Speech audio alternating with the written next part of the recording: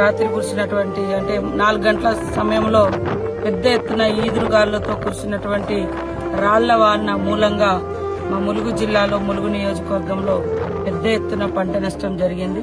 మరి రైతుల యొక్క బాధ వర్ణాతీతం. వారిని చూసి వారి పంటలను పరిశీలించి వారిని ఓదార్చి వాళ్లను భరోసా ఇవ్వడం కోసం ఈరోజు గోవిందరావుపేట మండలంలోని మరి ఇటు చంద్రుతండ గాని, కర్లపల్లి గాని, లక్ష్మీపురం ఈ ప్రాంతాలను మరి అమృతండ ఈ ప్రాంతాలను ఇప్పుడు మనం సందర్శించడం జరిగింది.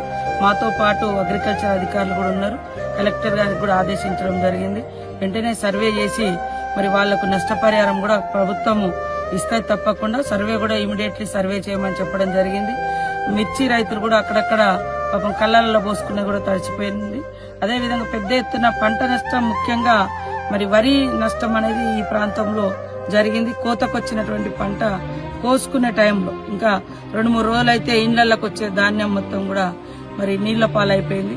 కాబట్టి వాళ్ళందరినీ కూడా ధైర్యంగా ఉండమని కోరుతూ వాళ్ళకు తప్పకుండా ప్రభుత్వం నుంచి సాయం అందే విధంగా చొరవ తీసుకుంటాం. ముఖ్యమంత్రి గారి దృష్టికి తీసుకెళ్తాం.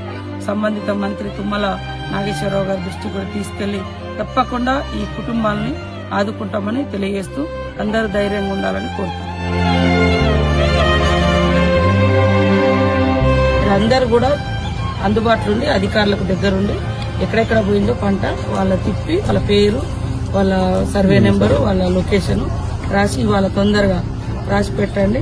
ఎవరికైతే బాధ ఉందో వాళ్ళ బాధను మనం అర్థం చేసుకోవాలి. వాళ్ళకి ఎంతో కొంత సాయం అందించాలనేది మన ప్రభుత్వ లక్ష్యం. కాబట్టి తప్పకుండా నష్టపరిహారం ఇస్తాం. ఇక్కడ మీరు అందరూ కూడా సహకరించి వాళ్ళతో ఉండి పేరు రాయించుకోండి.